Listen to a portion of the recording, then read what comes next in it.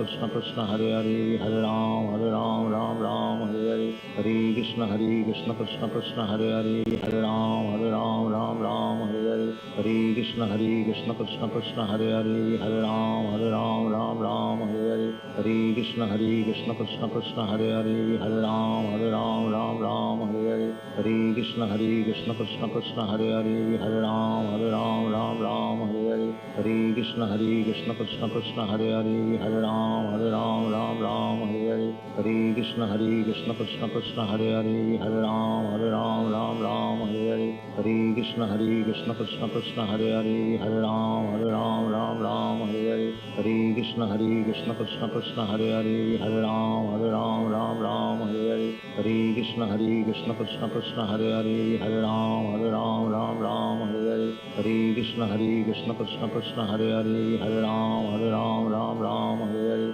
Hare Krishna Krishna Krishna Hare Hare, Hare Ram, Ram Hare Hare, Hare Krishna Krishna Krishna Hare Hare, Hare Ram, Ram Hare Hare, Hare Krishna Krishna Krishna Hare Hare, Hare Ram, Ram Hare Hare, Hare Krishna Krishna Krishna Hare Hare,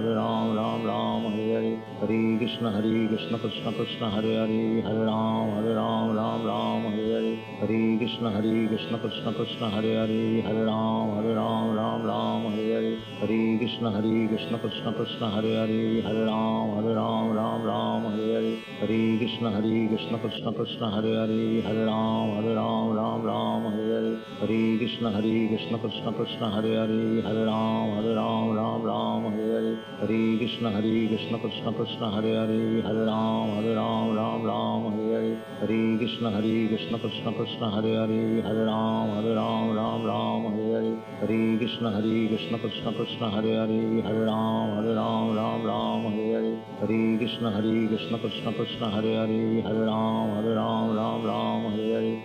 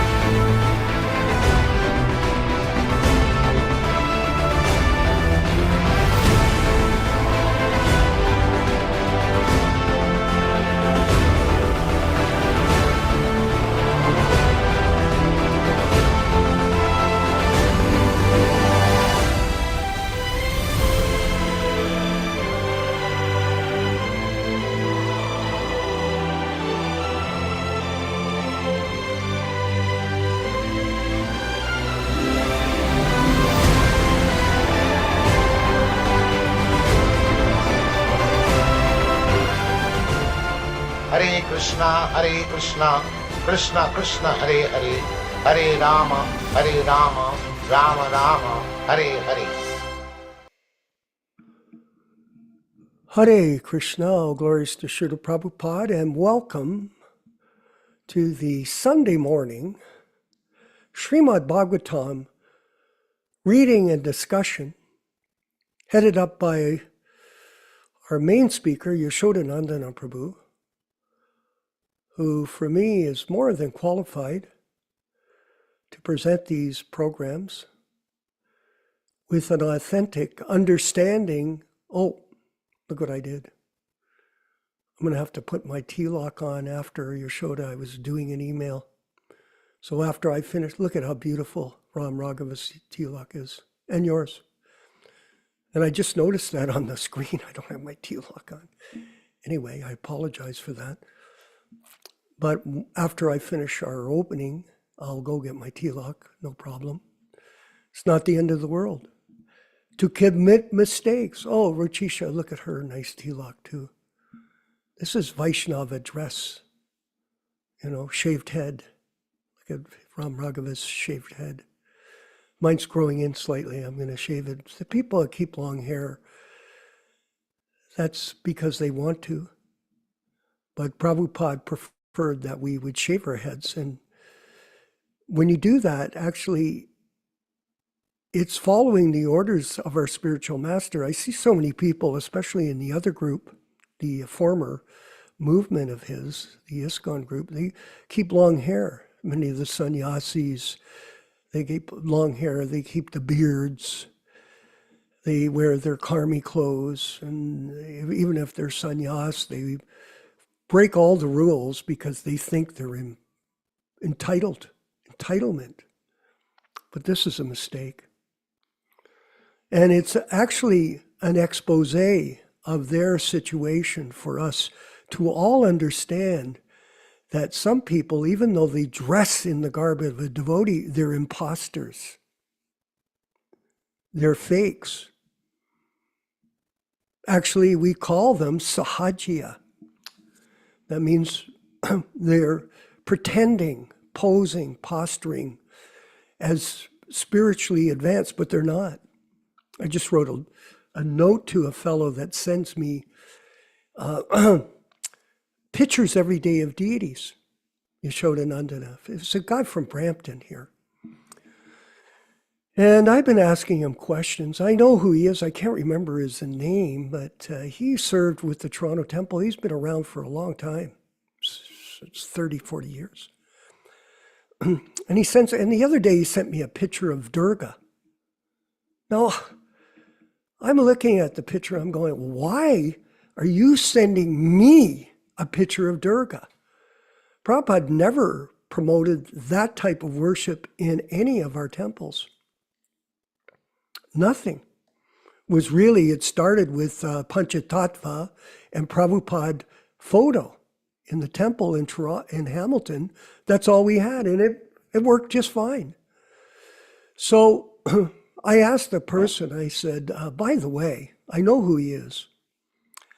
I said to him, why did you send me that picture? No answer. And I said, by the way, could you maybe tell me who your guru is? I want to know. And it took about 2 or 3 days for him to give me an answer. I got the answer today. So he says, it's Gopal Krishna. Oh. So Gopal Krishna is your guru, and then he's got some other Sahajya Mayavadi guru. So he's got 2 gurus now. He's got Gopal, who's gone away, and he's got some other guy. And I wrote him back, I said, would you know what Gopal did? He goes, he hasn't responded yet. I said, he put up a Vyāsasan bigger than Prabhupada's in the temple room and sat on it and was not chastised by anybody for offending his spiritual master in public display of impotence. Oh, I can't wait till it. And I wanted to tell him, by the way, you are a co-conspirator to this bogus guru situation. In other words, you're supporting this person who is offending our spiritual master, and you are also sharing in that karma. Don't do it. And by the way, don't send me any more photos. I don't want them. And delete me, block me, because all you're doing is filling my cache with memory I don't have, and I don't need it. Go away.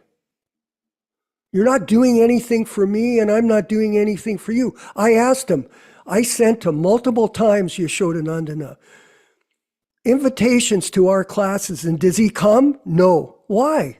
Why don't you come?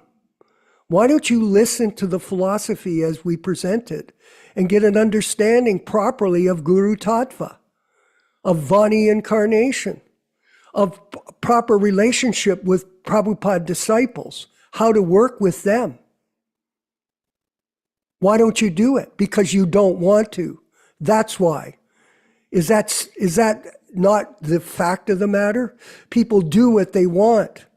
And if they don't want to, look, there are lots of choices. Raghunath Bhatta, as you know, and it's good to see your face there. You look fantastic, by the way. Thank you. Well, welcome, by the way. It's good to see you.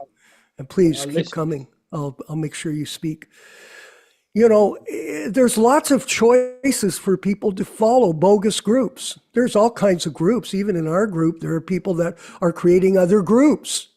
Oh, I want to get initiated. want to get another group, and I'm going to go out, and I don't need to be a part of your group. Well, we're publishing books. We're distributing books. We're engaged in producing classes. We're launching into the internet. We're doing all kinds of things, and we need your help. Look at how nice. I sent a picture of Ram Raghava's studio to a few people, by the way, Ram Raghava. I sent a picture to a few of my friends that I converse with to see how you are taking the time and your money to create that studio to facilitate what we're doing. And it's fantastic. And it's something to be acknowledged and appreciated. You're working as a team player.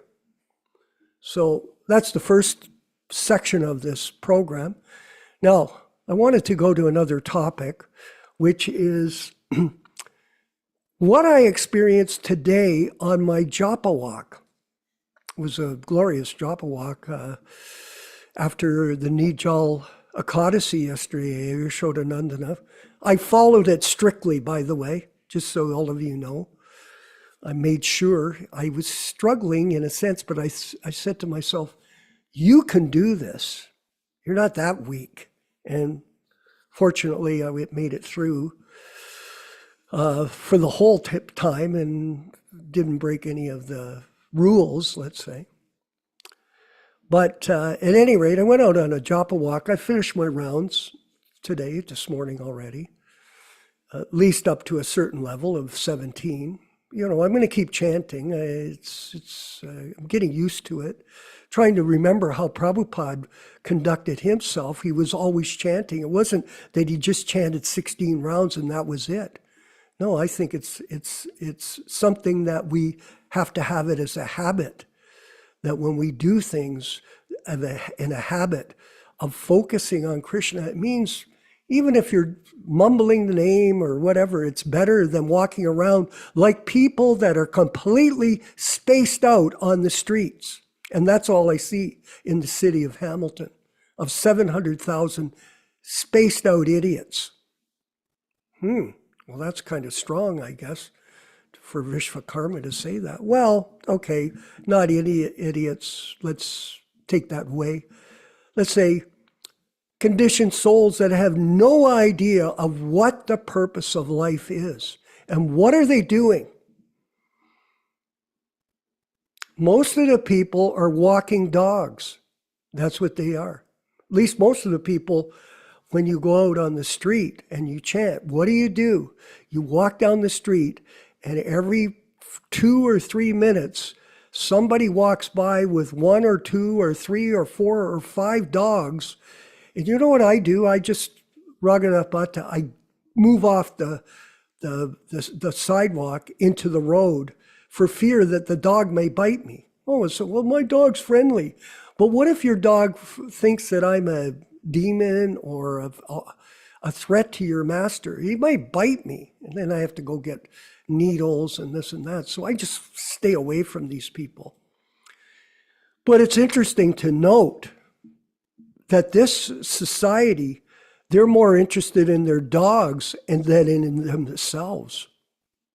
It's a dog society, dog consciousness. And what do you see, Raghunath Bhatta, every time you see that person walk by? He's carrying a little bag, right? It's incorrigible. He's carrying a bag. This is the human being, got an opportunity to develop himself in a spiritual way and go back to home, back to Godhead, to be in this pastimes of the Supreme Lord, and yet He has no interest in spiritual life, and he's walking the dog. And this brings me to the story. So we were on a walk. I've told this story a few times, but it's memorable to me and it's vivid in my mind, that I arranged when Prabhupada came to Toronto to take Prabhupada to all the key spots in the city, because wherever the pure devotee walks, that sanctifies the city, wherever he walks. So I took Prabhupada, I drove him, I was the driver. I drove him down to the Parliament buildings, and I had him circumambulate the Ontario legislation. Yes, circumambulate. And he walked around and he had a cane and he made comments about the statues and like that. And then I took him to Don Valley Parkway, and we were in the parkway, and we went down. There's great pictures of it, and we're walking along. And I've told this story again, but it's very vivid in my mind because it reminded me of this morning, seeing these people walking around with a little bag of dog doo-doo. And Prabhupada was walking along. There was a group of us, about 20 of us. I let everybody come on the walk because in other places, they were restricting that.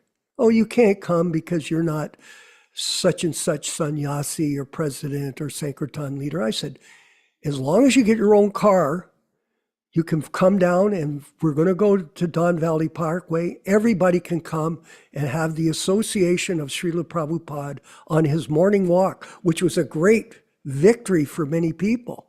Hey, Mother Ruchisha, think about it. Everywhere else you went, they wouldn't, oh, you can't come, you're not qualified. I thought, we're going to change that rule. The rule is you're qualified. It's just you get your own car, because we didn't have all those cars. I was borrowing a car from one of our friends and driving Prabhupada in the car. So we get there, we're walking along, and he has his cane. And there's a regular small conversation, and people are asking questions. And then he stopped underneath the bridge. You know the big bridge there at Bloor Street? You know, where it goes over. He stopped there, and there was a sign posted on the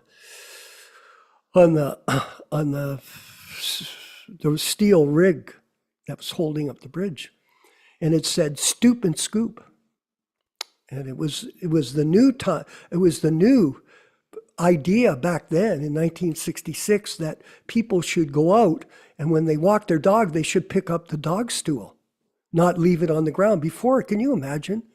Before, they used to go out, everybody would leave the dog stool everywhere. You walk along, you walk in dog stool.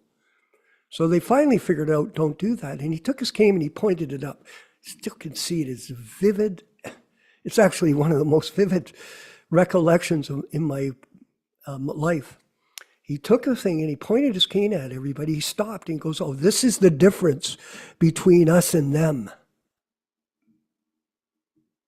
And I looked at the sign, and you see the person with the little scooper, and they're going, stoop and scoop. They are worshiping DOG, and we are worshiping God, God, not dog. This is the mentality of the modern world. They're in the dog consciousness of life. And it's very difficult to deal with it, because people are at such a low level. And we've been talking about it quite a bit through our programs, that people have no idea of the purpose of life. And they, instead of worshiping God, they worship dog. There is, just like heat and light accompany fire. Heat and light accompany fire. They're concomitant. You can't have fire without heat and light. So in the same way, the spirit soul is constitutionally a servant, but when you serve Maya, you're serving dog society. MAGA, Make America Great.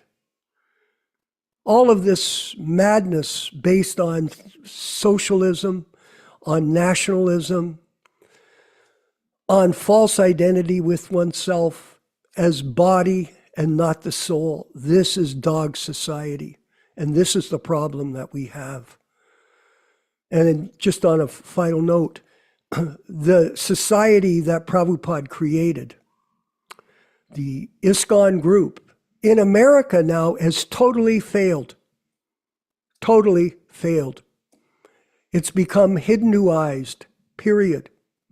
Not Krishna conscious. It's Hinduized. And when one of my colleagues went to the Toronto temple the other day, we have a $40 million temple there, downtown Toronto. $40 million. And what do? They have the deity doors closed, they have the tables up, and they're doing weddings.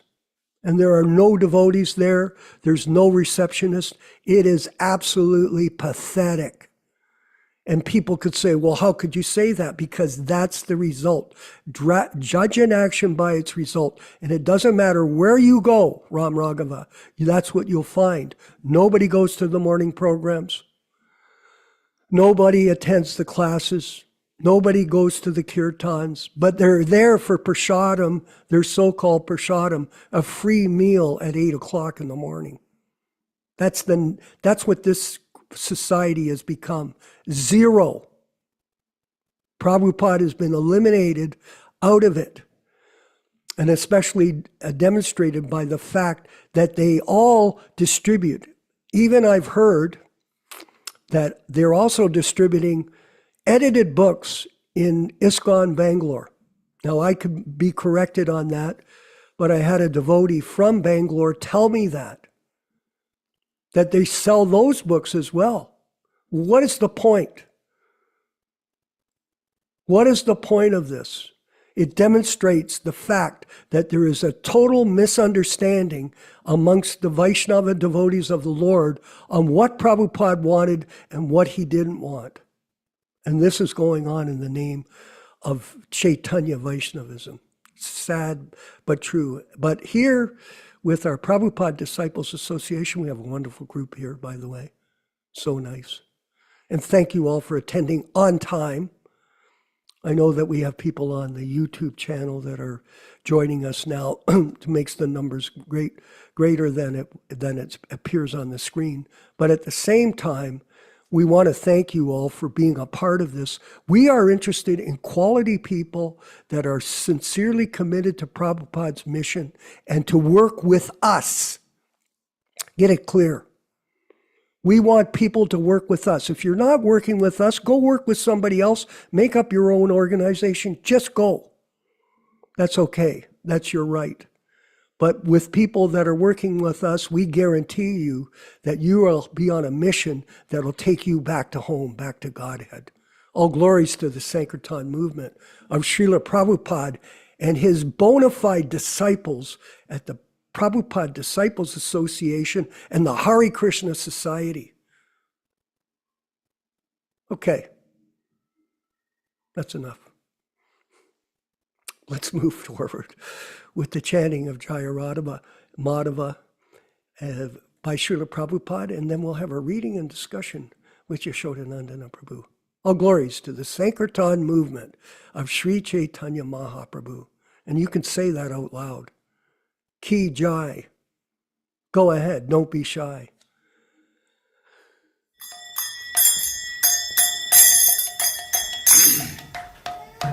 Say.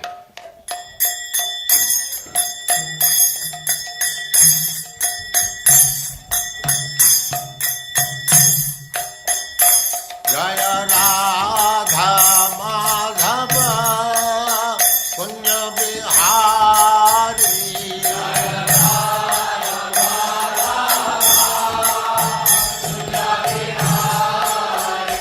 Jaya Radha Madhava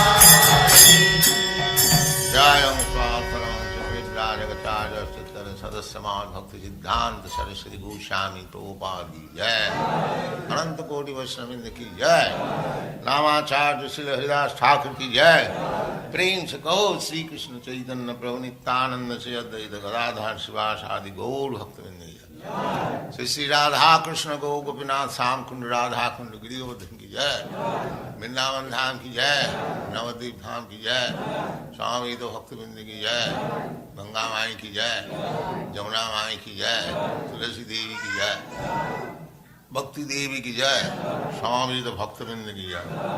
All glories to the assembled Lord. All glories to the assembled Lord. Thank you very much.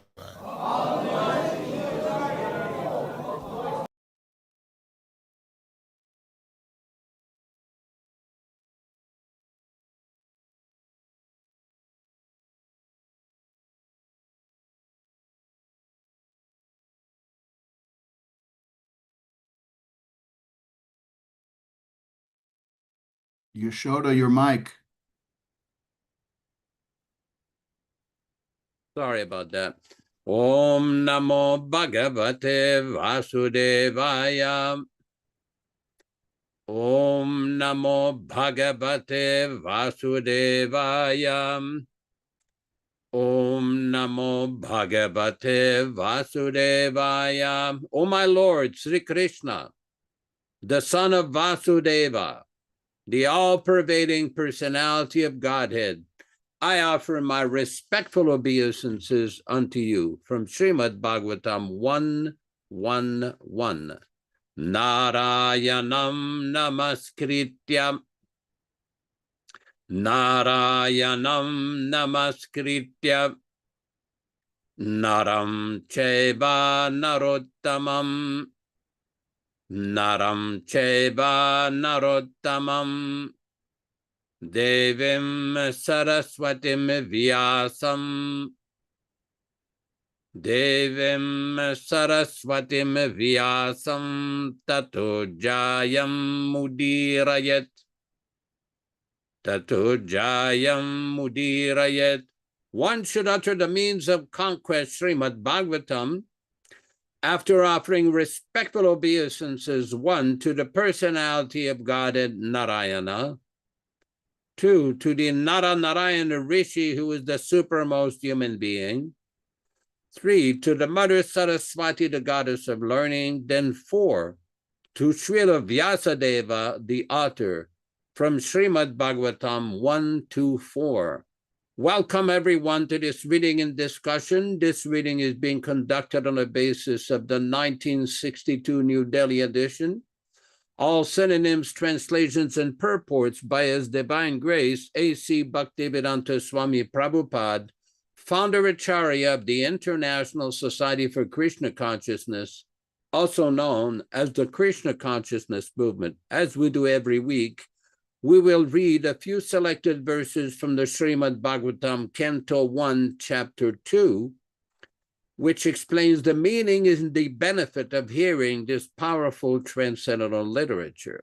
Yadanudyasina yukta karma granti nibandhanam chindanti kovidastasya kona kuryat kataratim. Intelligent persons do cut off the internet of the knot of reactionary work by remembrance of the personality of Godhead. Therefore, who will not give attention to his message? Shushrushuhu shraddadhanasya vasudeva kataruchihi syan mahatsevaya vipra punyatirtha nishevanat. O the twice-born sages, by serving those devotees who are completely freed from all ranges of vice, a standard of great service is done, and as the result of such great service, affinity in the messages of Vāsadeva is made possible. Shrinvatam svakata Krishnaha punyashravana kirtanaha hridyantastohya badrani vidhunuti suritsatam. Sri Krishna, the personality of Godhead, who is also the Paramatma in everyone's heart, and the benefactor of the truthful devotee, does cleanse the desire for material enjoyment in the heart of the devotee who has developed the urge for hearing his, Krishna's messages, which are themselves virtuous when properly heard and chanted. Nashta prayesha vabhadrishu nityam bhagavata sevayam bhagavati uttama shloke bhaktir bhavati naishtiki. By regular attendance in the Bhagavatam class or rendering service unto the pure devotees, all that is inauspicious in the heart of a candidate becomes destroyed almost to nil, and thus loving service unto the personality of Godhead, who is praised with transcendental songs, comes into being an irrevocable fact.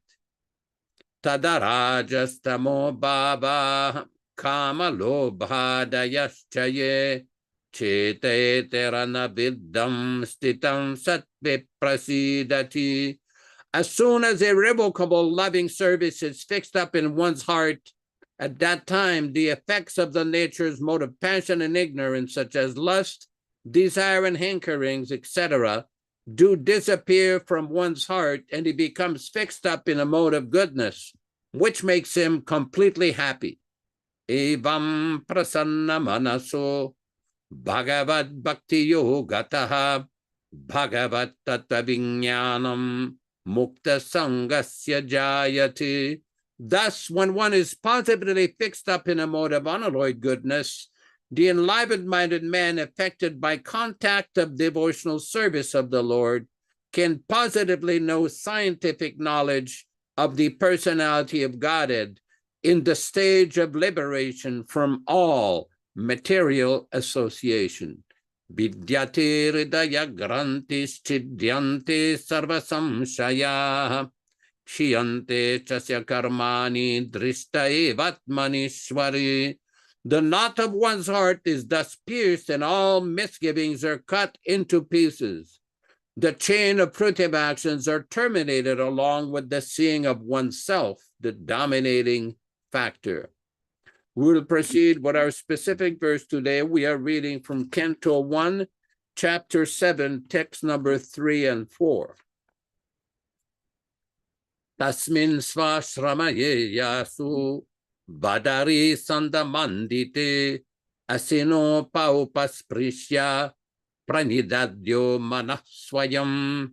Tasmin, in that ashrama, sva, own, ashrame, in the cottage, Vyasa, Vyāsadeva, Badari, berry, Sanda, trees, Mandite, surrounded by, Ashinopa, sitting, Upasprisya, touching water, Pranidadvau, concentrated, Manaha, the mind, Swayam, himself. Translation by Śrīla Prabhupāda. In that place, Śrīla Vyāsadeva, in his own ashram, which was surrounded by trees of berries, sat down on meditation of mind after touching water for purification. Purport. Under instruction of his spiritual master, Śrīla Narada Muni, Vyāsadeva concentrated his mind in that nice and transcendentally situated place of meditation. Text number 4. Bhaktiyo Ganamanasi Samyak Paranite Mam Amale Apasyat Purusham Purnam Maya Chatadapashrayam.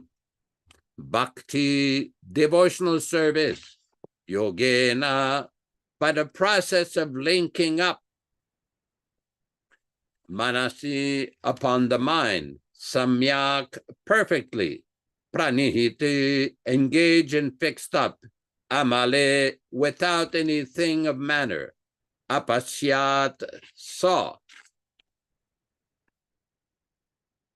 Purusham, the personality of Godhead, Purnam, absolute, Mayam, energy, Cha, also, Tat, his, Apashrayam, under full control.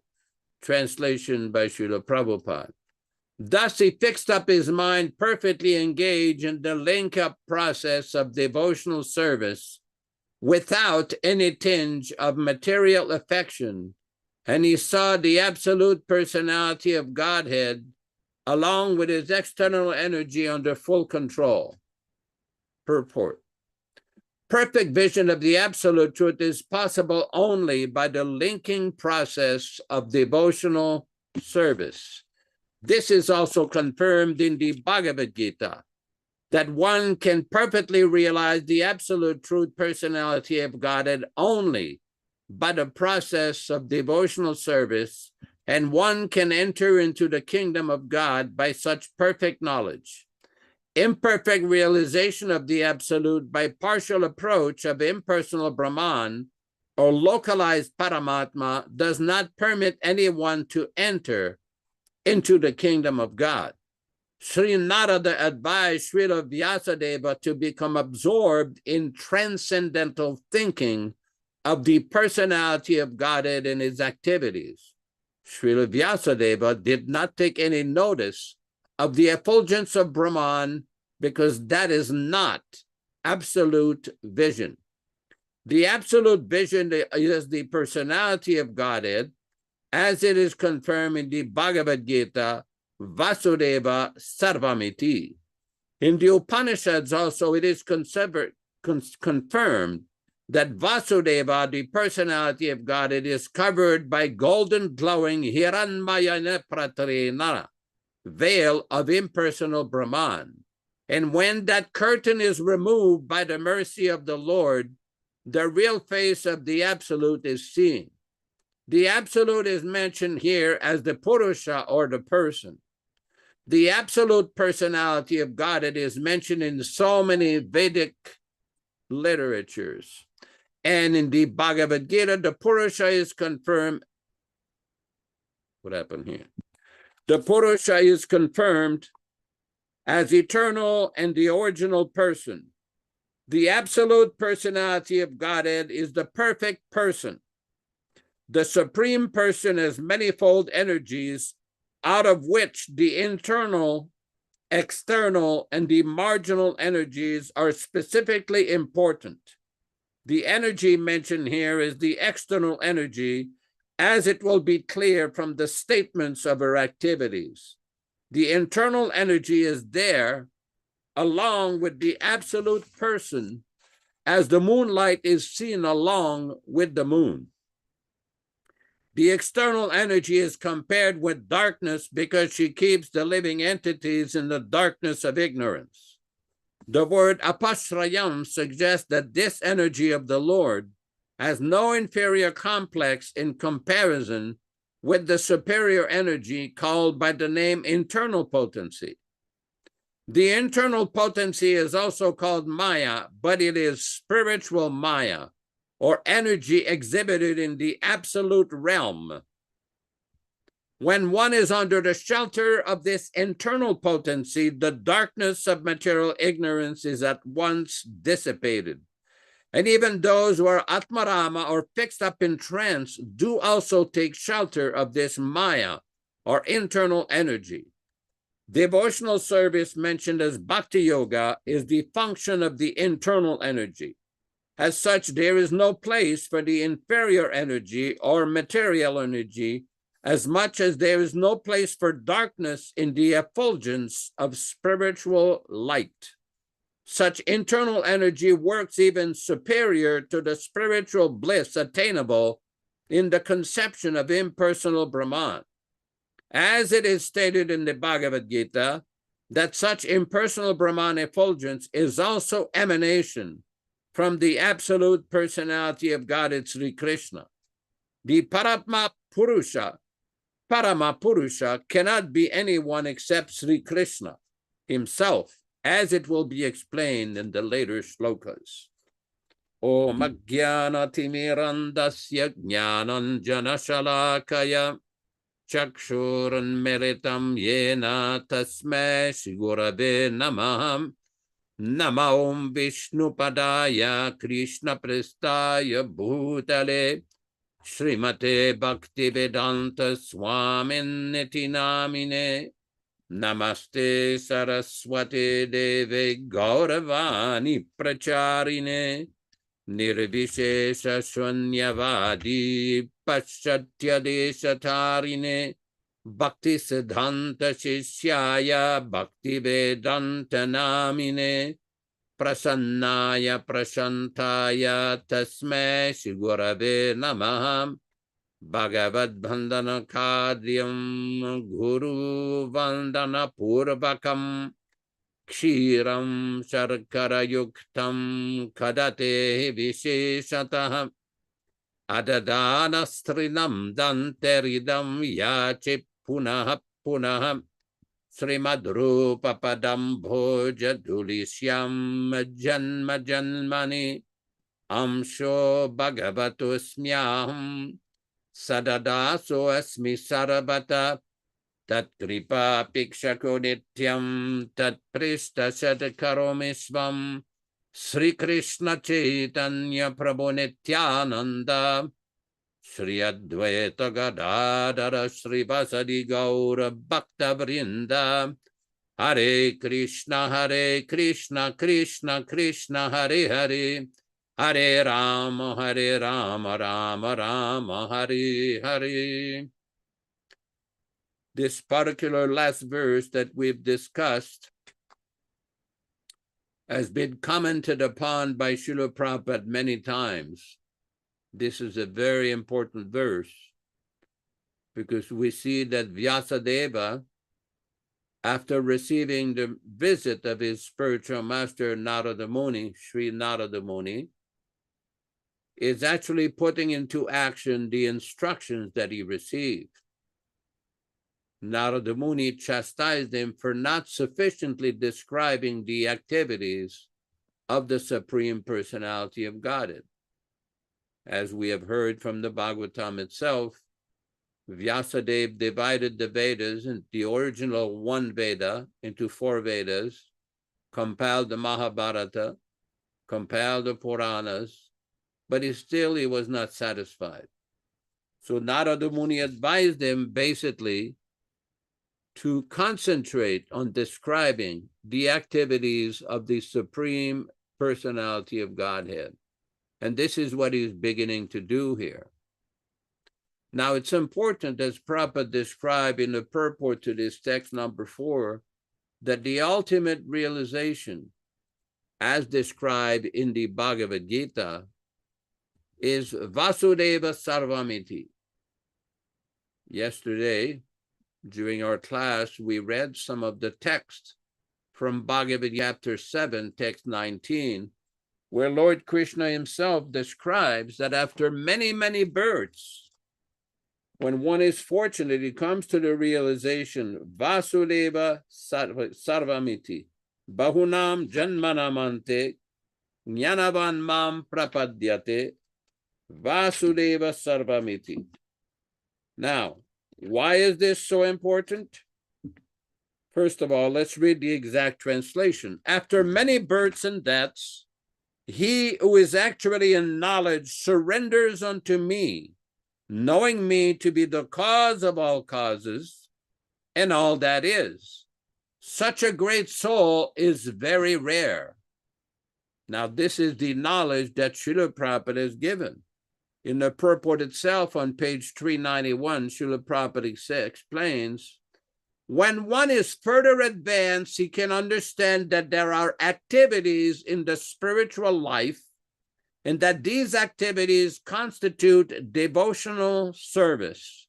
Realizing this, he becomes attached to the Supreme Personality of Godhead and surrenders to him. At such a time, one can understand that Lord Sri Krishna's mercy is everything, that he is the cause of all causes, and that this material manifestation is not independent from him. He realizes the material world to be a perverted reflection of spiritual variegatedness and realizes that in everything there is a relationship with the Supreme Lord Krishna. Thus he thinks of everything in relation to Vasudeva or Sri Krishna. Such a universal vision of Vyāsadeva precipitates one's full surrender to the Supreme Lord Sri Krishna as the highest goal. Such surrender, great souls, are very rare. Now, this is very important. We see that Lord Krishna himself in the Bhagavad Gita, in many other places, is describing the same basic fundamental principles. On Wednesday night, we were describing how all around the world there are so many different conflicts, different wars, different skirmishes, different attacks by one nation to another group, one nation to another nation, one country against another country or several other countries. But the real way to attain transcendental peace is to surrender to three basic fundamental principles, as Lord Krishna describes in Bhagavad Gita chapter 5, text 29. Bhoktaram yajna tapasam sarvaloka maheshwaram suridam sarvabhutanam yatvamam shantim richati. That so many great personalities, great sages, have achieved transcendental peace, shanti, by recognizing and practicing these three basic fundamental principles. Bhoktaram yajna tapasam, that the result of one's activities should all be meant to satisfy the Supreme Personality of Godhead. Next, sarvaloka maheshwaram, that the Supreme Personality of Godhead is the owner of everything. Here's the actual translation. Śrīla Prabhupāda explained, the sages, knowing me as the ultimate purpose of all sacrifices and austerities, the Supreme Lord of all planets and demigods, and the benefactor and well-wisher of all living entities, attain peace from the pangs of material miseries. And the last point, Bhoktaram yajna tapasam sarvaloka maheshwar suridam sarvabhutanam. What does that mean? To recognize that God or Krishna is the friend of all living entities. Now, this is very important. One has to reestablish his forgotten relationship with Krishna. So naturally, the question comes, how do we reestablish that relationship? How do we revive that relationship? It's not complicated. It's been described in many places in the Bhagavatam, in the Bhagavad Gita, in different Vedic scriptures. In the Vedas itself, there's a very interesting Upanishad called the Kali Santarana Upanishad, which is the history of the Mahamantra, how the Mahamantra came to this world. It's a conversation between Narada Muni and Lord Brahma, where Narada Muni is asking Lord Brahma, how will the living entities be delivered in this age of Kali Yuga? And Lord Brahma is explaining him by the chanting of this Mahamantra. Iti sodasakam nam nam Kali kalmasha nasanam na tapparataro sarvavedeshu drishyate. These 16 names of Hare Krishna, Krishna Krishna, Hare Hare, Hare Rama, Rama Rama, Hare Hare. That this is the best means to counteract the negative influence of the age of Kali. Kali kalmasha. Nasana means to destroy, to annihilate all the negative influence of Kali Yuga. Nata parataro upeyaha. There is no superior means of spiritual advancement than the chanting of these 16 names. And this is the essence of all the Vedas. Sarva Vedeshu drishyate. Because we see different practitioners of Vedic philosophies, impersonalists, manists, jnanis, yogis, so many others. They engage on so many different paths, jnana yoga, karma yoga, buddhi yoga, so many different yogas.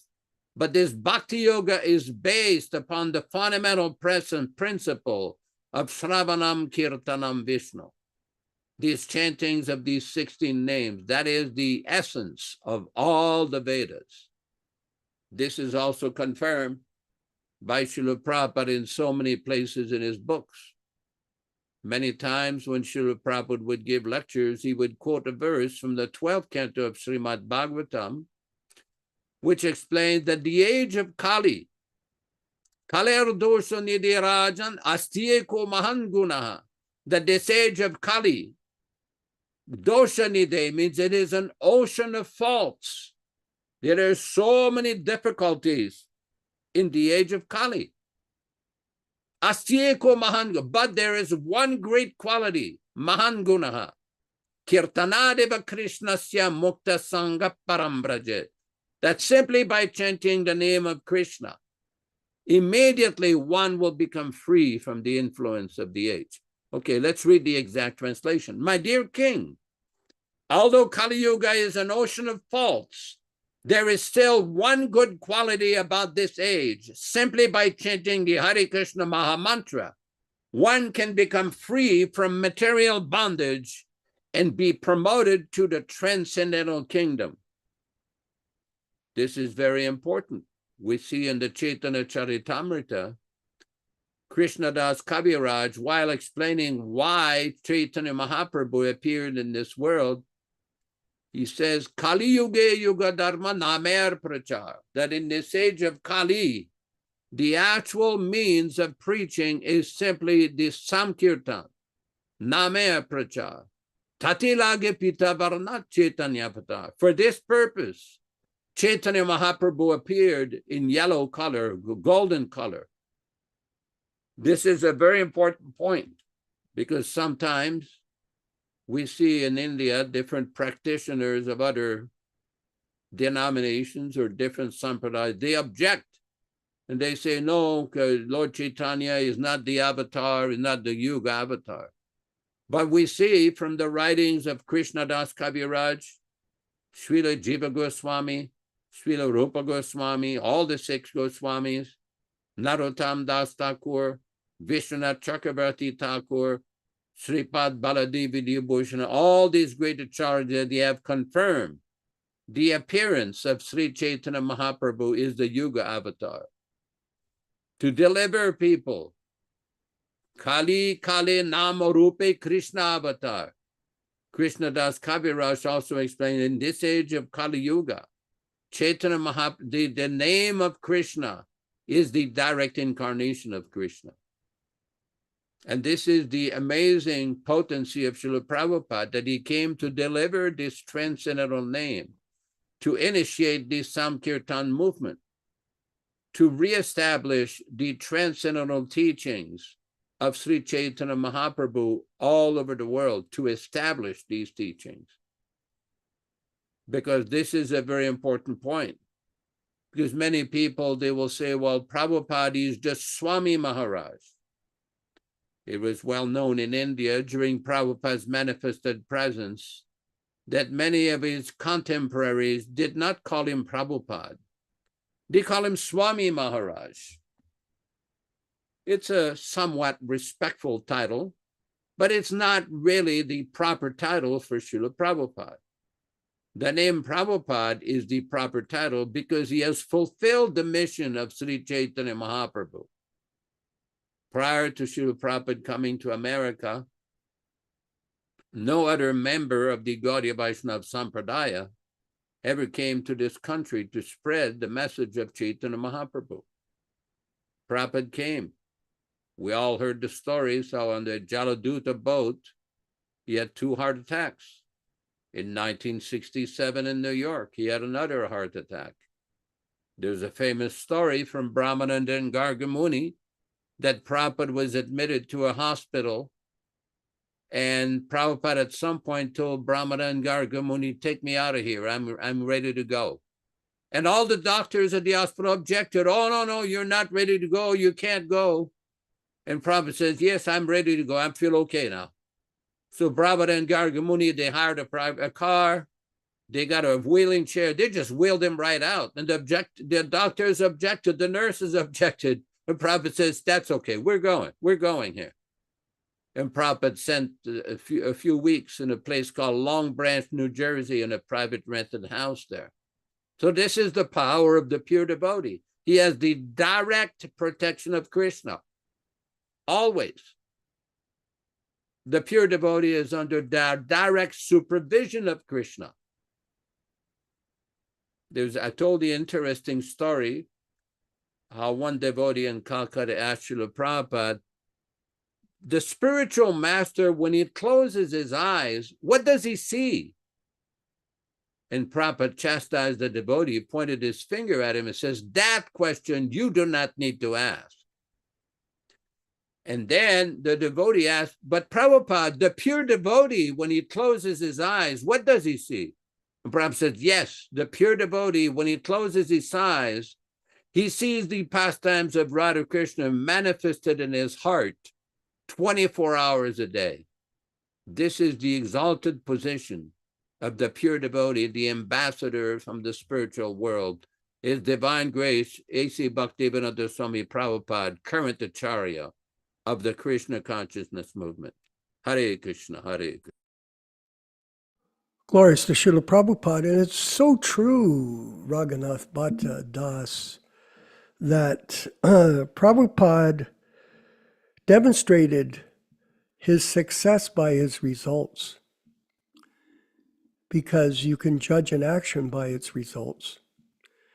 And he was successful in not only preaching to the world the message of Lord Chaitanya, but he came back to Mayapur Dham and demonstrated it to his so-called God brothers, but they did not accept.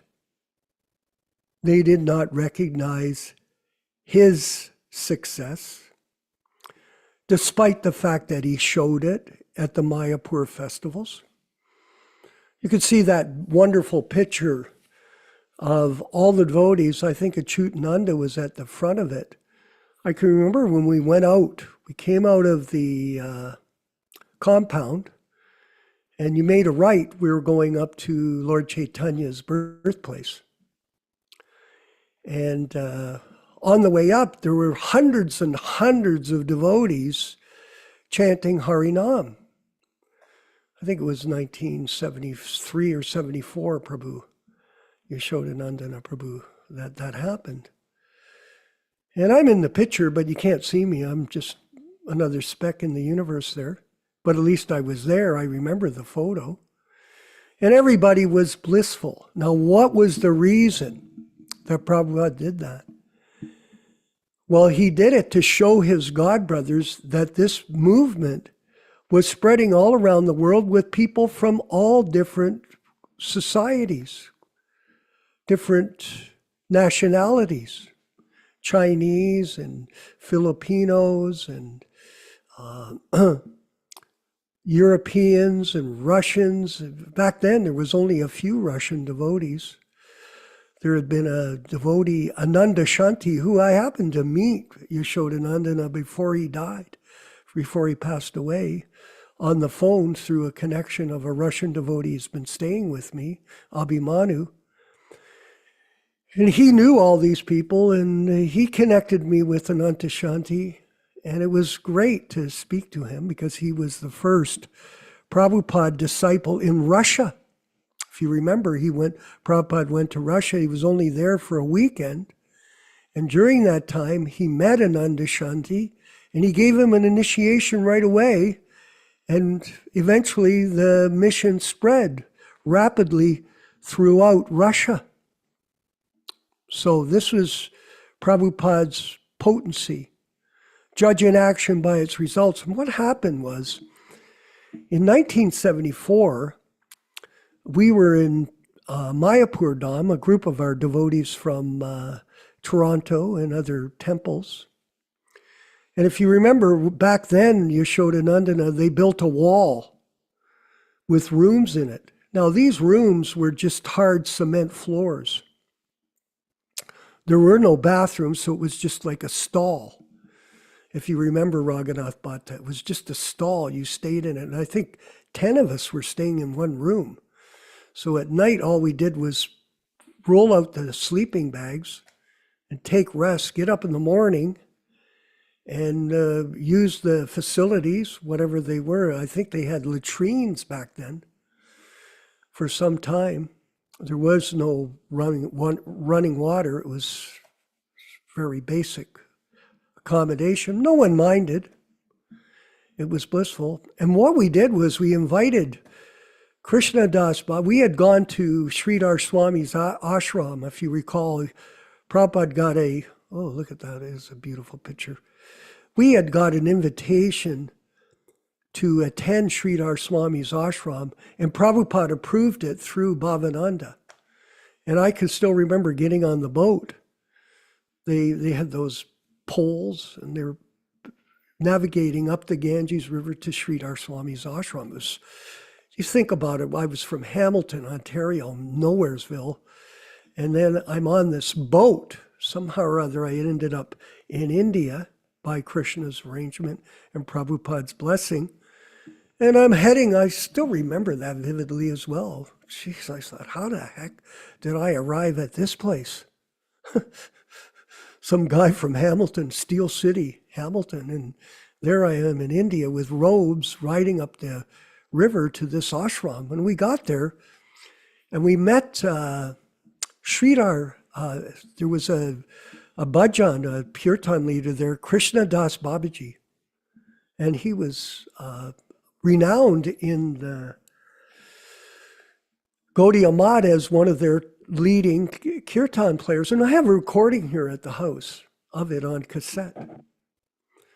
And I think it's somewhat available, but nonetheless, he came over to our room in Mayapur. We invited him over in 74, and he came to our room, and we invited him in. There were people there. There was Nandi.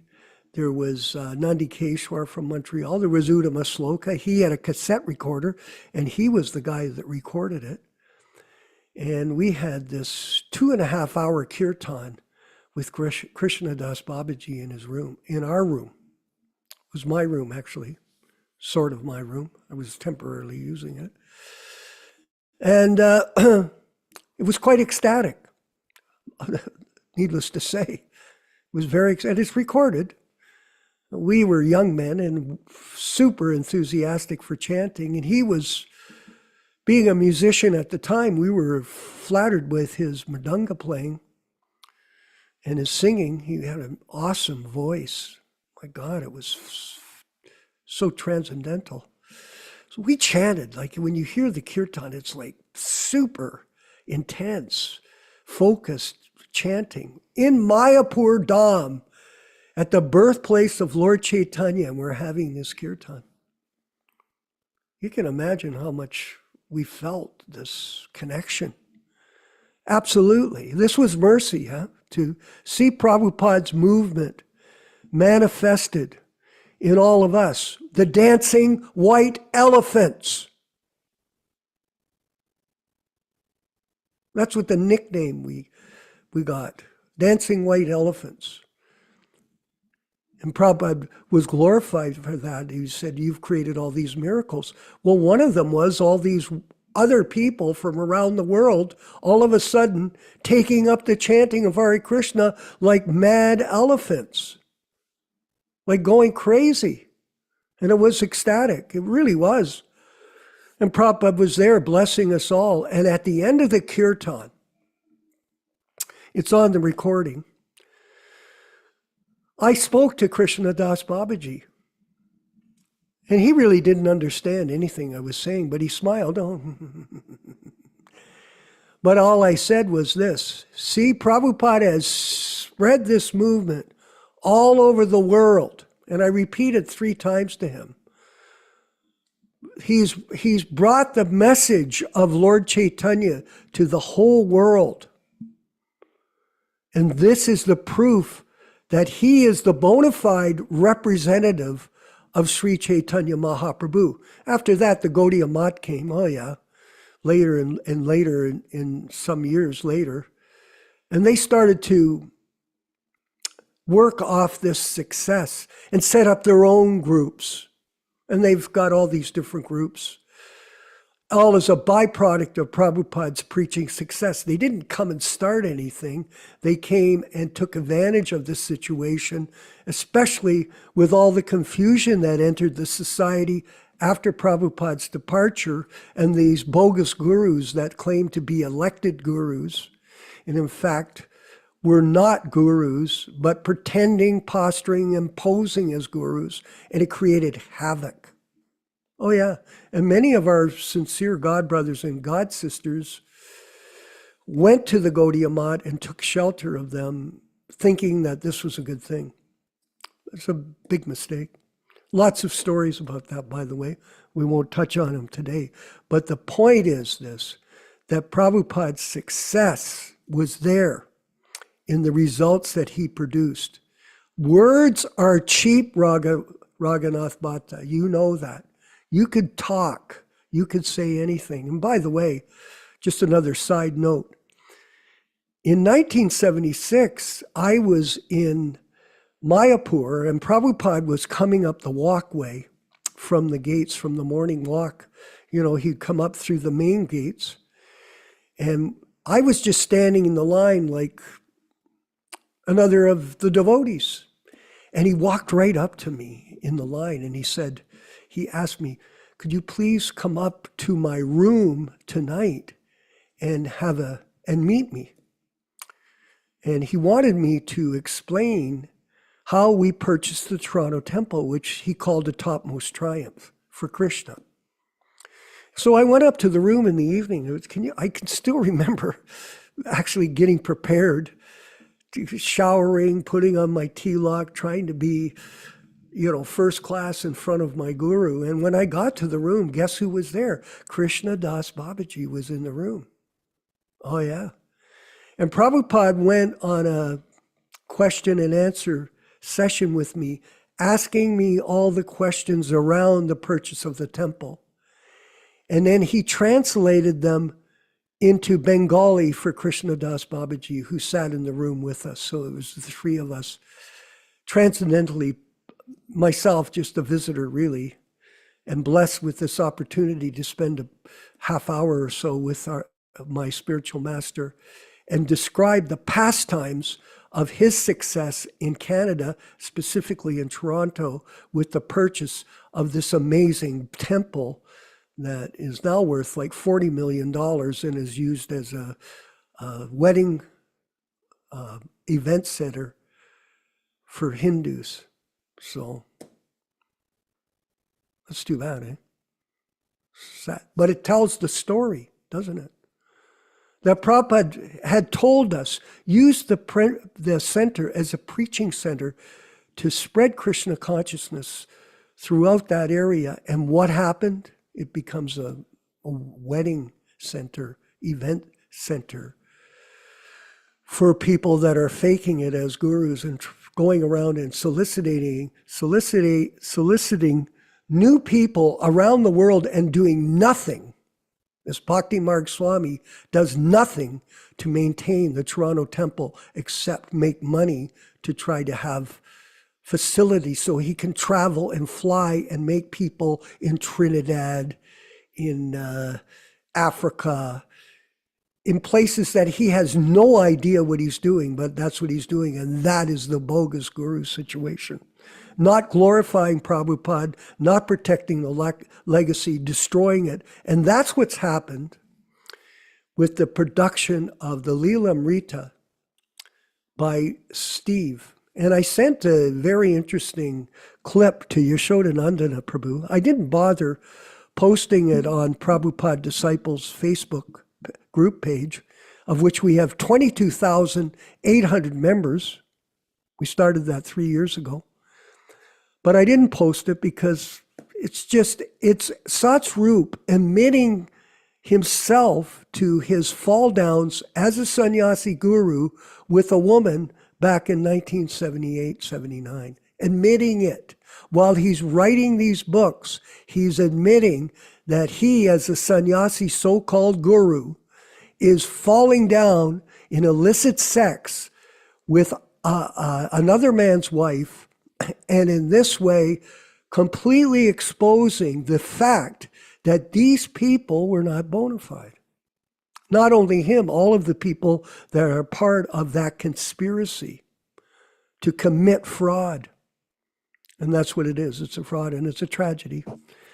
And we're not going to talk about that, but we're going to go through this not authorized biography of Śrīla Prabhupada now. And it's going to point out with Yaśodā and his team that are producing this book that we're going to print and publish and make available to other people, is going to show how he misunderstood Prabhupada's position as a pure devotee and then propagated it in a falsity in this way to minimize his position and for them, these new people, to maximize their position. Kill guru, become guru, that's their business. Yaśodā-nandana Prabhu, please, if you could carry on. For one thing, we've already, in the last several weeks or last 2 months, we've already gone through the entire Lilamrita review.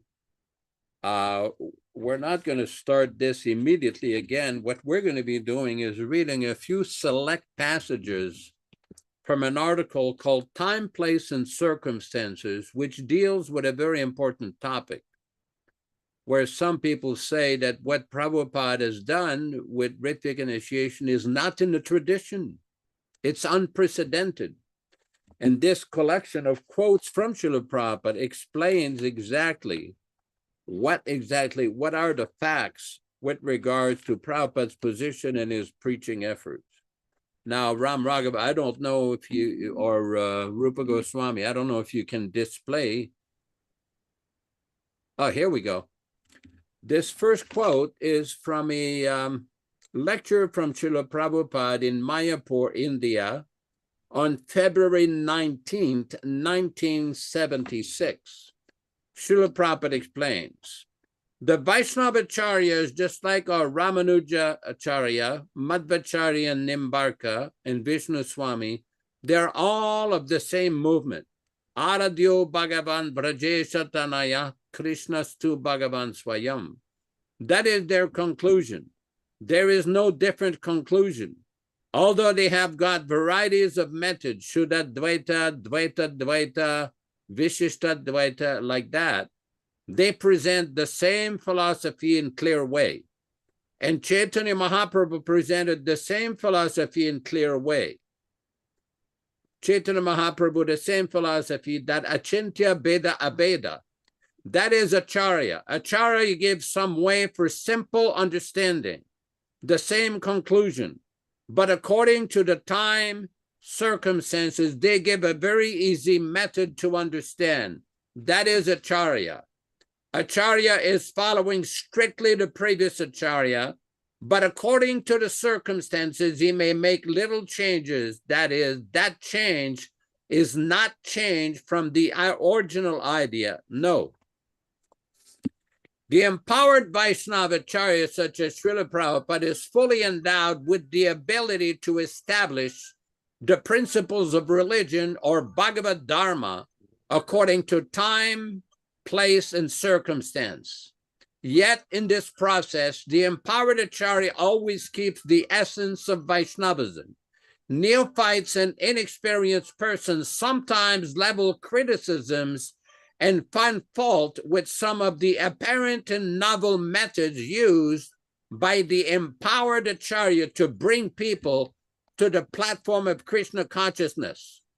However, we have seen that the essence of the teachings is actually followed. Prabhupada explains. This quote is from the same lecture from Śrīla Prabhupada on October 8, 1974 on Śrīmad-Bhāgavatam. Prabhupada explained, Vaishnava who is preaching, it may be in a different way according to time, place, and the party. They have to change something, but we have to see the essence. Why is the fully realized pure devotee Acharya empowered? There are virtually unlimited reasons, but hereby we present a few to help us understand how the pure devotee Acharya acts, we're referring to Prabhupada here, and why he can adjust the formalities according to time, place, and circumstances. First major point, The empowered Acharya or pure devotee is in direct contact with Lord Krishna. This quote is from a lecture from Śrīmad-Bhāgavatam, Canto 4, Chapter 20, text number 25. A pure devotee always engages in the service of the Lord, taking shelter of his lotus feet, and therefore has a direct connection with these saffron mercy particles that are strewn over the lotus feet of the Lord. Although when a pure devotee speaks, the articulation of his voice may resemble the sound of this material sky, because the voice touches the particles of saffron dust on the lotus feet of the Lord, the voice is spiritually very powerful. Back to you in the studio, Vishwakarma. Hare Krishna, Hare Krishna. Yes, the transcendental potency of the pure devotee is reflected in his books. And I'm reading, again, as Mother Rochisha knows, through the Krishna book, and just focusing on the different pastimes that are in these books of the transcendental world that Prabhupada is revealing in the description between Krishna and his devotees, and the killing of various demons like Denkashura, Putana witch, Kali a serpent, all these interesting pastimes which take us into another realm of spiritual understanding beyond the impersonal aspect, Brahmeti, Paramatmeti, beyond Brahmeti, the energy of the Lord. There is the personality of God, which is a great privilege for us to be able to hear about in this human form of life by the mercy of Śrīla Prabhupāda. It's very important for us to understand that the association of a pure devotee is very rare. Don't think that this is just something that just happens by chance, or it's a plan by Krishna to reclaim the Hare Krishna. Conditioned souls. Yes, Prabhu. To reclaim the conditioned souls that are wandering in the universe, and those who have specifically landed in this planet at this time and place. So it's an opportunity. Opportunity is a great thing. And you can take advantage of opportunity by preparation. Yes, you have to see the value in the opportunity, and then you have to practice the instructions given by the spiritual master. And in this way, you can elevate yourself out of the animal platform of existence, which we're all in our new guide to self-realization. The complete guide to self-realization, there's one chapter that we're working on, which is the 4 regulative principles. Yeah. Now, why are we putting it in? Because most people that read these books, they are animals, eating, sleeping, mating, and defending.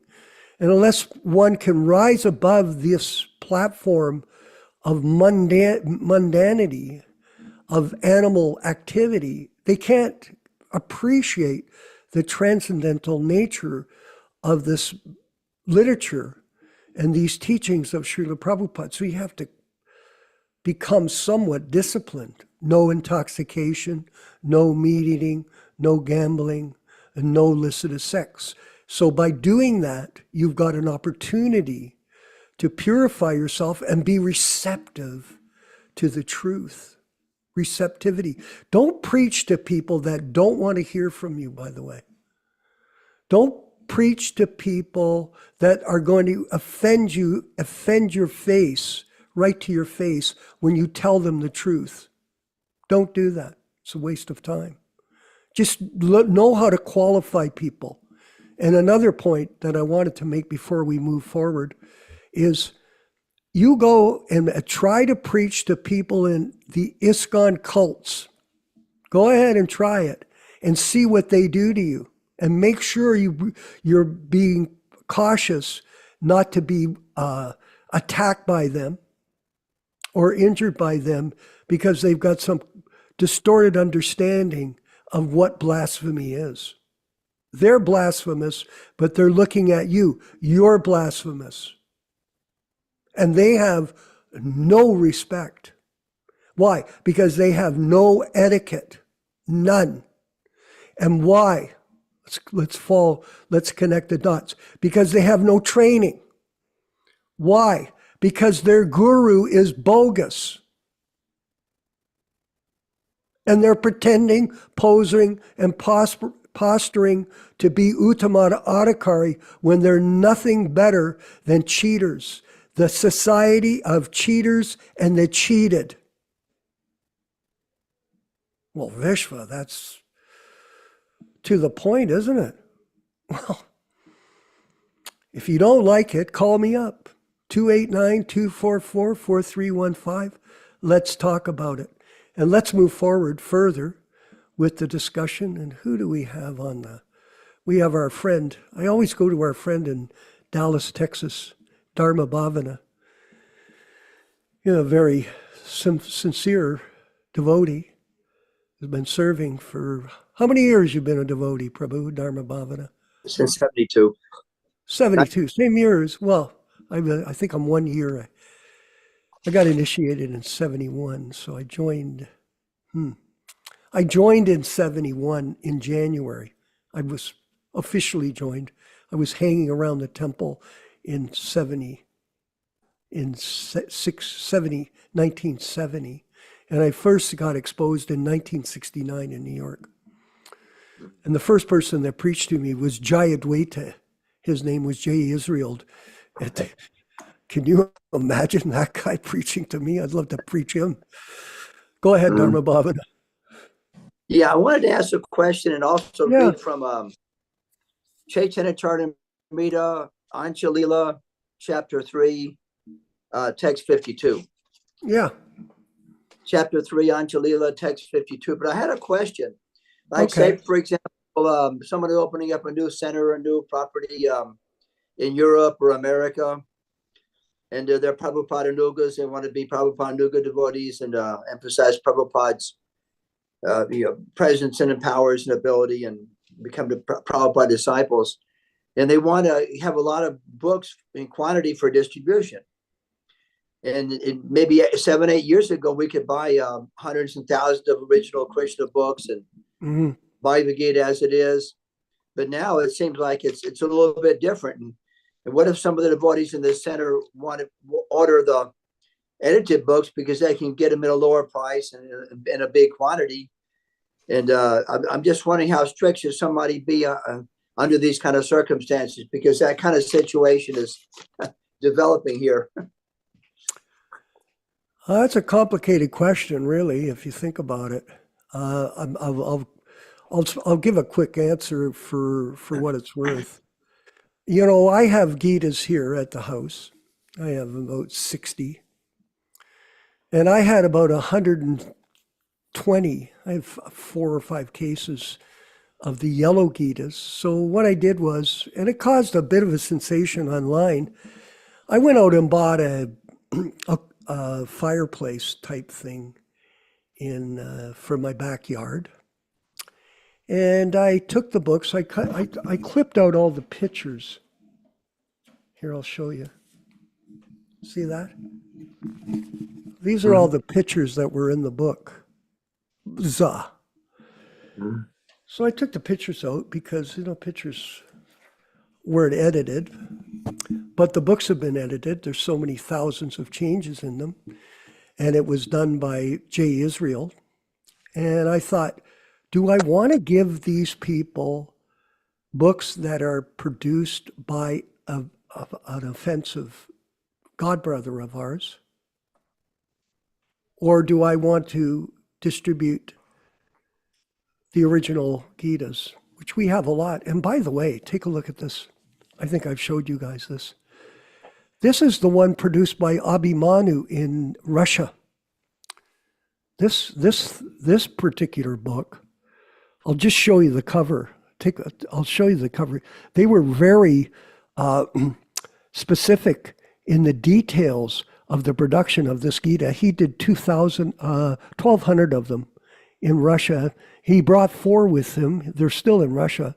And he gave me one as a present because he's staying here at the house. Just take a look. Now, I especially like, look at the cover.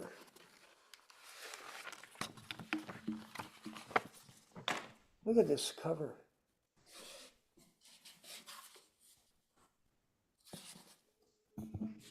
And it's very authentic.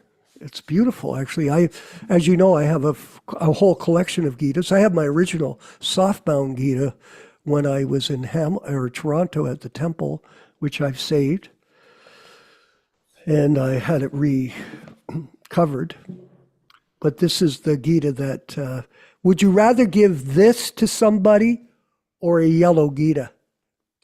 Well, the answer is don't give them that yellow Gita. I burned mine in the backyard. I took them and burned them. And then I took a picture of it and I put it up on PDA just to show people. That's what I think of those books by J.A. Israel. They're offensive and they're not useful. And as far as other books, this and that, we'll figure out what to do. I would suggest you get that person, if there is someone. I'm working with a lady, Govinda Dasi, right now. She's selling a property, and some people are trying to set up a Prabhupada center and this and that. And I'm handling the business affairs for her because of my extensive experience in real estate. So she got a hold of me and said, well, I'm helping her. Yeah. But at the same time, what is the hope of these people to get anything going? It's very, very hard. So if there is obscurely someone that's interested and wants to get something going, okay, maybe they can consult with us and we'll work with them and we'll try to figure out a way how to do it. But right now it's just a dream. And Yaśodā-nandana, maybe you'd like to answer further. Go ahead. Hold on. Yeah, we can hear you. Thanks. This has been a big, major problem in the movement. Right now in India, there is ongoing litigation from the BBTI, the usual suspects, suing the KBI and numerous other devotees over this issue of publishing Prabhupada's books without their so-called permission. This has become an issue of contention. It was an issue of contention for many years. The problem is that it has basically caused problem with devotees who want to distribute Prabhupada's original first edition books. Because what has happened is that many devotees in America are asking the same question: where can we get original books? And the original stock is diminishing and in many cases no longer available. So until that litigation is settled completely, and you know in India things can take time, as seen with the Bangalore litigation, again with the usual suspects, the GBC and ISKCON Bombay, took 25 years to settle their litigation. So we don't know how long this is going to take. So this is a problem for which we personally have no solution. Hopefully that this will get resolved. And I do know that there are many devotees, some devotees, who in the past have gone ahead and printed limited editions, small runs of Prabhupada's books, and just went out and distributed them. We're not saying that this is what they should do or not do or may do. That's, people can figure out what they want to do. But this is a major problem. And I personally don't have the solution. Hare Krishna. Yeah, I wanted to mention Yaśodā too, Prabhu. I got this email from, or a chat from our godbrother Shiv Narayan in Japan. And what's happened, not only there, but also in India, from various sources of devotees that are communicating with us, that a lot of the books have been translated in these various languages from the changed books. So it's like, and they're also changed further. So the distortion is quite extensive of what the truth is according to Prabhupada's teachings, and what people in various languages are getting as a result of these bogus gurus and their programs. So it is really a big problem, let's put it that way. And for us to unravel it and solve it,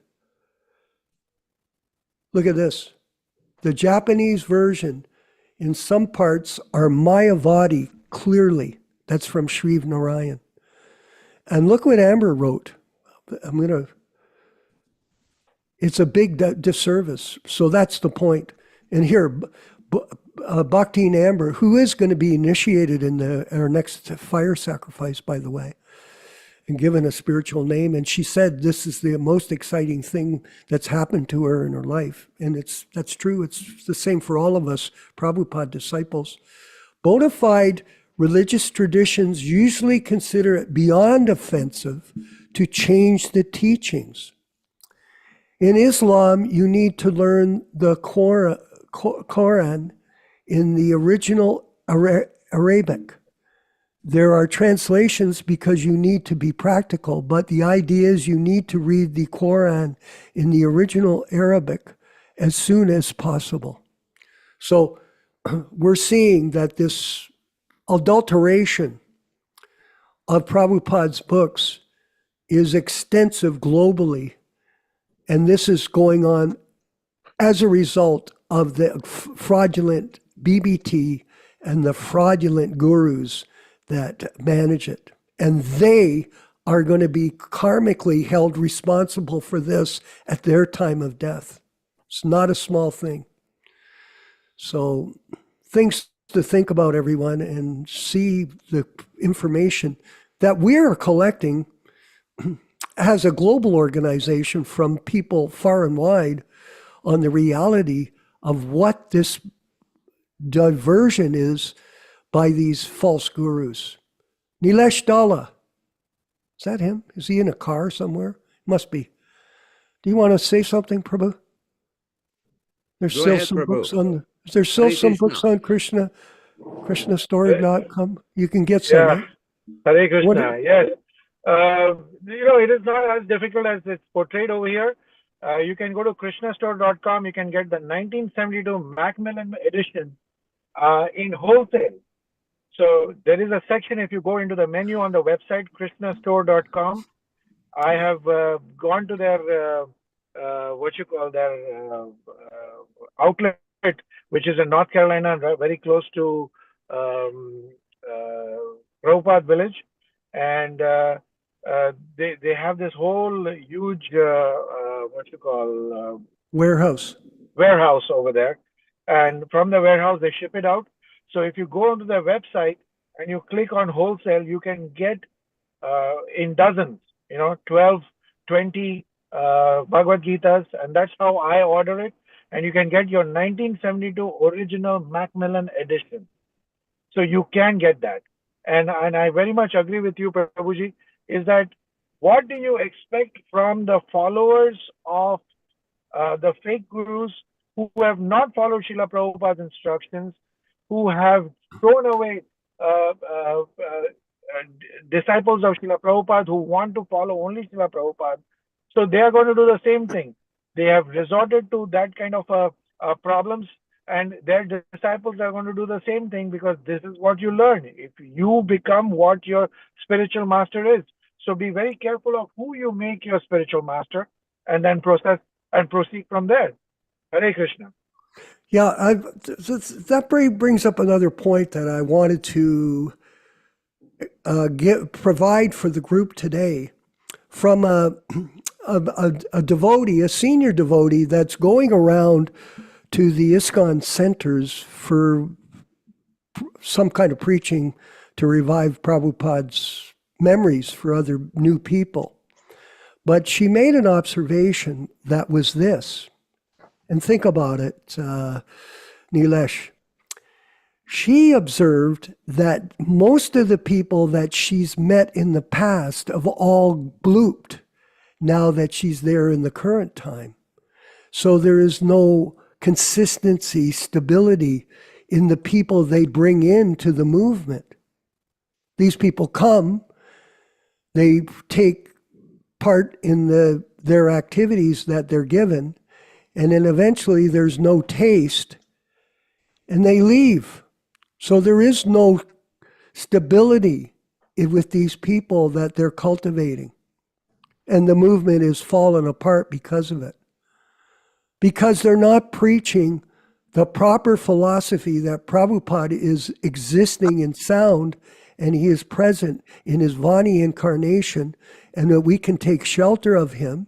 And the people that want to be initiated, that want to come forward with initiation, if they properly hear the philosophy from the bona fide disciples in our association, then they can qualify themselves to go to take up the process without sectarianism.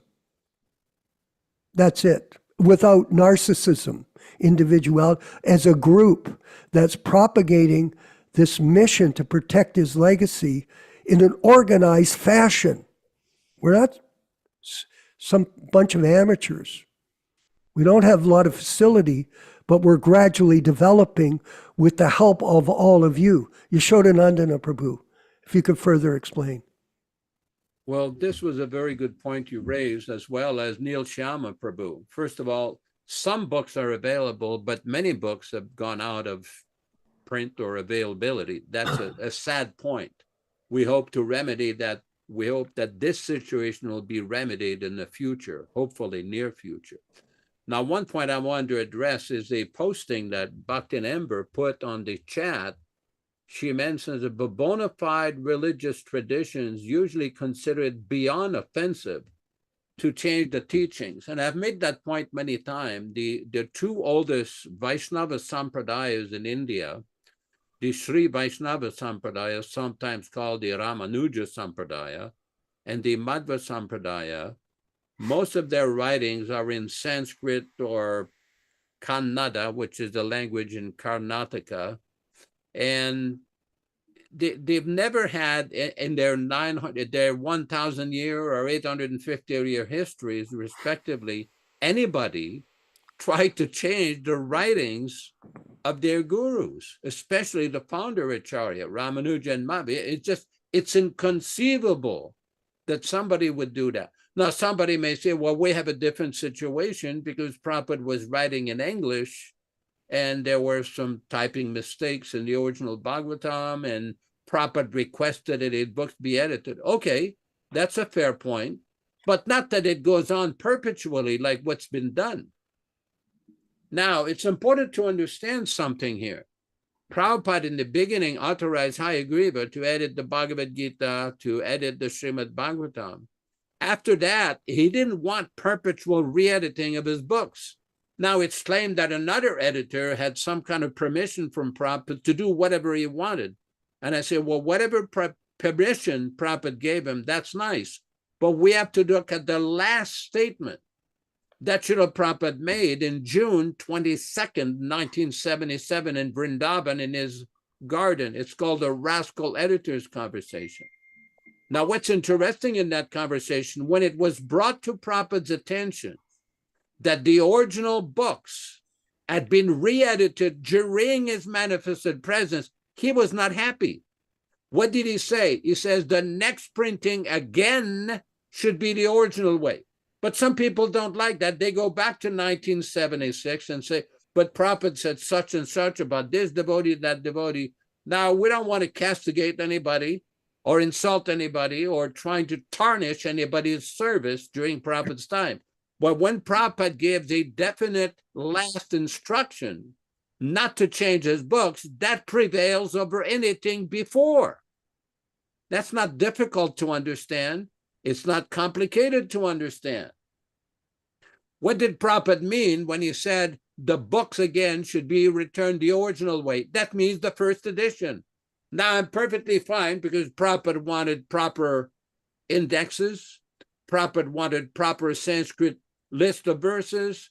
Prabhupada wanted the Sanskrit diacritics, all of these things, glossary. That's not an issue. But this perpetual re-editing, this is nonsense. Prabhupada wanted to stop to it. And we know that the books that were changed and re-edited during Prabhupada's lifetime were never returned back to the original way. That is the first thing that should be done. Most devotees don't even know the history. This is very important because sometimes there's the misconception, oh, the books, the pre-1978 books are okay. No, they're not. Not all pre-1978 books are okay. There were many changes that were done pre-1978 that should be returned back to the first original edition. Thank you very much. Hare Krishna. Hare Krishna. Well, the point is, Yaśodā, too, that if you have law, you worked in the law field, the law is how everyone has to follow the rules of law. So the rules of maintaining the authenticity of the books of Śrīla Prabhupada is a law. It's a law. And Prabhupada set the law that way. So someone could say, now think about it, Nilesh. We bring up the correct understanding of the law based on Shastra. Follow me. That the Shastra, the letters, the books, the lectures that Śrīla Prabhupada delivered to us are the laws of how to live as a devotee, as a Vaishnava. We didn't make it up. We're repeating it to everyone. And then someone will say to me, some people say, well, you bring this subject up all the time. Well, if people are breaking the law, what are we supposed to do? Not say anything? Oh, don't say anything. You're repeating. Because people do not study Prabhupada's instructions. And they break the law in ignorance. And this destroys the credibility of the disciplic succession. Is it fault finding? We constantly bring this up. Well, how come you constantly bring this up? We're not fault finding. We're fact finding the truth. And you should rejoice at being able to hear it.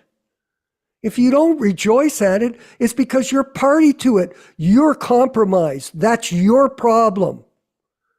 You are a compromised person. And you're living a compromised life. And you're entitled to do that. Go ahead. We don't mind. But if you don't want to hear it, don't come here. Don't. Because it's probably going to offend you. Because you're thinking, oh, my guru isn't that bad. Yes, he is. In fact, he's demoniac because he is deviating from Prabhupada's instructions, and you don't know it because he doesn't teach it to you. He covers it up. It's called cover up. Have you ever heard of that? Cover up. Lies, cover up, cheating. And this goes on in the name of religion. And it goes not only in this group, but in all groups. Cover up is there, whether it's Christians or Muslims or Jews or whatever. This type of problem is there. So fact-finding over fault-finding, and all glories to Śrīla Prabhupada. Thank you very much. We've added some new programs into our sessions, and you'll see at the beginning of the classes, we're starting to present a japa class, and Ram Raghava's bringing this innovation for us, and I thank him for that. Very good ideas. It's fun. He mentioned, he started to do it, and I started to watch the shows being the director of the program, and I'm going, this is good. It's more Prabhupada for all of us. And we're now we've started this japa, Yaśodā, at the beginning of the class. Really good improvement. I love it. And then we're going to be showing a brief lecture at the end of the program today. So we're going to, what we'll do is do the kirtan with Prabhupada, and then after that, there'll be the closing remarks by Yaśodā-nandana and his thank yous.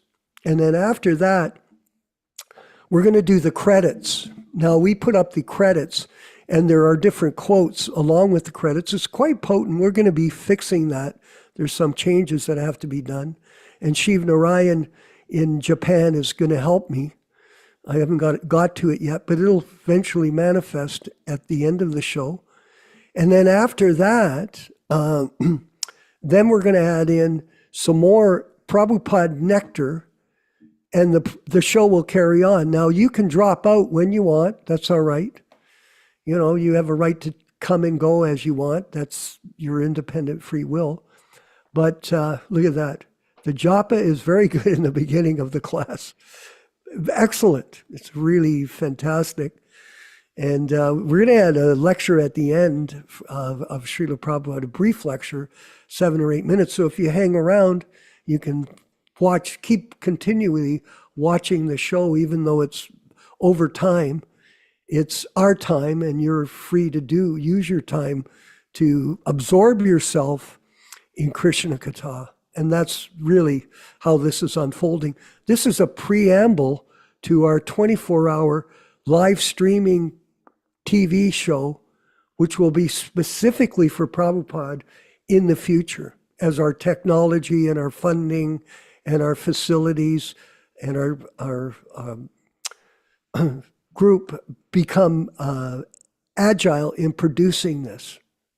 You know, it's not something you just push a button and all of a sudden it works out. It takes years, evolution. Inspired by Krishna and Prabhupada, yes, and judge in action by its results. All glories to Śrīla Prabhupada and the Sankirtan movement that's being propagated by the Prabhupada Disciples Association, its membership, and the Hare Krishna Society. We'll move to the kirtan. Haribol.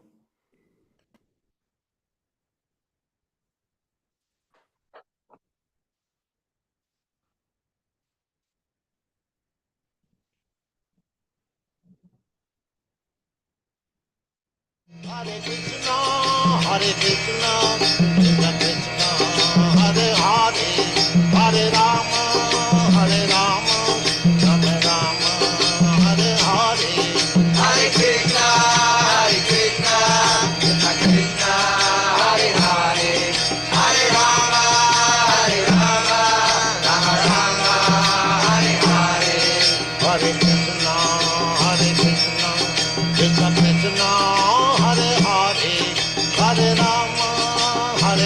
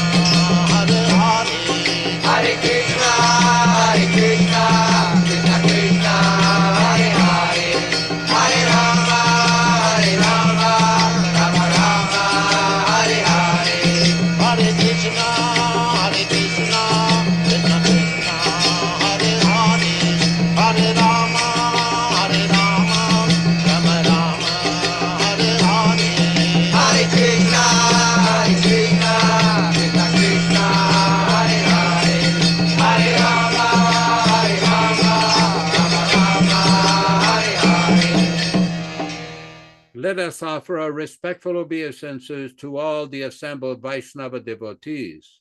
Vanchakalpa tarubhyascha kripa sindubhya evacha patitanam pavanebhyo Vaishnavibhyo namo namaham. I offer my respectful obeisances. We all offer respectful obeisances unto all the assembled Vaishnava devotees of the Lord who can fulfill the desires of everyone just like desire trees, and who are full of compassion for the fallen souls. Thanks everybody for participating in this reading and discussion. Thanks Vishwakarma Prabhu in Hamilton, Ontario, Canada, Vijay Pandit in Italy, Rochisa Mataji in Quebec, Canada, Rupa Goswami in Mumbai, India, Krishna Kata with a beautiful display of the original Bhagavatam in San Diego, California, Forest Temple with the beautiful Prabhupada hat. They look very nice. In Baja California, Mexico, Bhakti Amber from Texas, Bhakti Roy from wherever you are, Prabhu. Always good to see you. Michael Dillon in Yuba City, California. Shiv Narayan Prabhu and his Japanese wife in Japan, India. Bhakta Vinay Prabhu in South India. Triloka Vijay in Alachua, Florida, and everybody participating.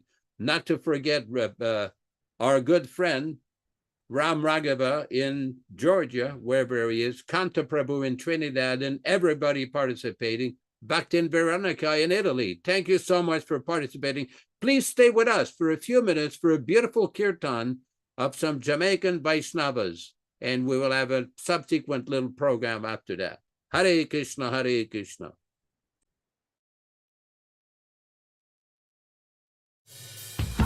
Hare Krishna, Krishna Krishna, Hare Hare, Hare Ram, Ram Ram, Hare Hare. Hare Krishna, Krishna Krishna, Hare Hare, Hare Ram, Ram Hare Hare. Hare Krishna, Krishna Krishna, Hare Hare, Hare Ram, Ram Hare Hare.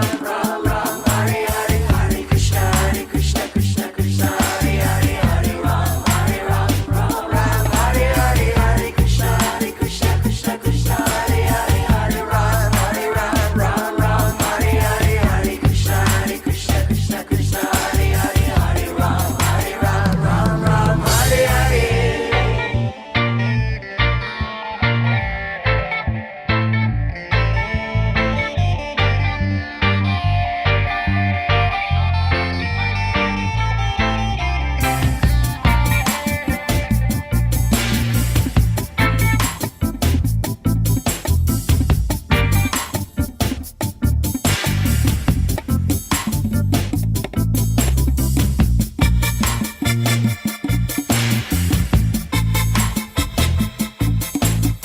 Hare Krishna, Krishna Hare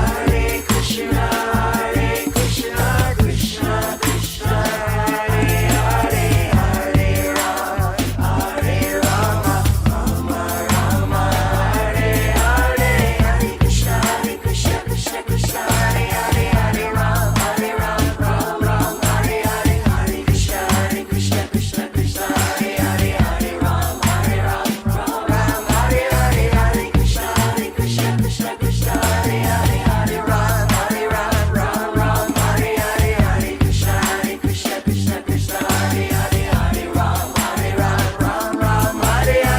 Hare Ram, Ram Hare Hare.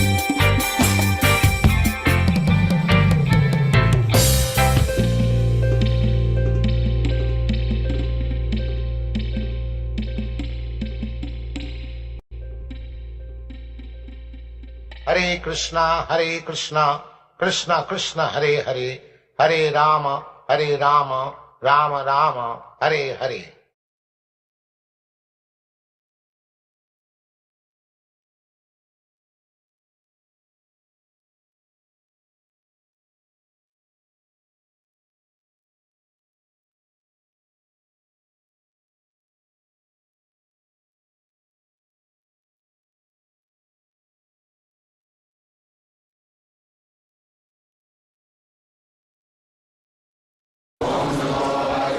Vasudeva.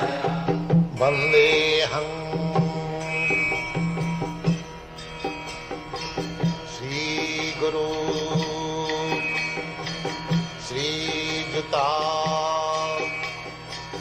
Padakamalam. Now, if you study the whole world at the present moment, they do not believe in the soul. They do not believe in the transmigration of the soul from one body to another. Even big professors, big learned scholars, they do not believe. So therefore, you can understand that what is the present population of the world. All rascals. All rascals. They cannot understand the simple truth. And they're passing on great scholars, great scientists, great politicians, and so on, but all of them rascals. This is the conclusion. Krishna says, Dhira Sattvanam, this transmigration of the soul from one body to another. Krishna says, Dhira Sattvanam yati. And here also the same thing. Priyanti Jagamana Dhira Sarvabhavena Sadhava. The spiritual, if you do not understand what is spirit, then where is the question of spiritual life and advancement of spirit? There is no question. This is the beginning of spiritual existence and education, that I am not this body. I am spirit soul, Aham Brahmasmi. They can understand. So if you are sincerely Krishna conscious, if you believe Krishna, we have to believe. If you believe or not believe, the words of Krishna cannot be false. That's a fact. You may be rascal if you do not believe, but those who are dhira, they will believe. If you have love for Krishna, there is no question of love and no love. This is the fact. So one has to become. This is the ultimate goal of life, that one has to become dhira, not like cats and dogs jumping here and there. That is not human life. That is dog life. Jasyantam buddhi punapeti dhakute sadhik kalatra disu homo ijjati jati sabuddhi salilena karichi janesu avidnesu saivadhi. Go on. These classes of men, Jasya, who life is bodily concept. I am body. I am a Hindu, I am Muslim, I am Brahmin, I am Indian, I am American. And the whole world is fighting on this because they are all crazy, not dhira. This is the modern civilization. Jasya buddhi kunapiti. This is a bag of bones and flesh and blood, and they are thinking that they are this body. Now what from the living force coming into this body? Because as soon as the living force is gone, the body is useless, a lump of matter. So do you think this lump of matter is living life? But they are not dhira. All rascals, they cannot understand. The word is very important. Dhira sattanam. How the rascals will understand. Therefore our Krishna consciousness movement is to educate the rascals. That's all. Simple thing. We challenge everyone that you are rascal number one. Try to understand Krishna. This is our challenge. Come forward. We say, we challenge. You are rascal number one. You take education in Krishna consciousness and make your life perfect. This is Krishna. Nobody is dhira.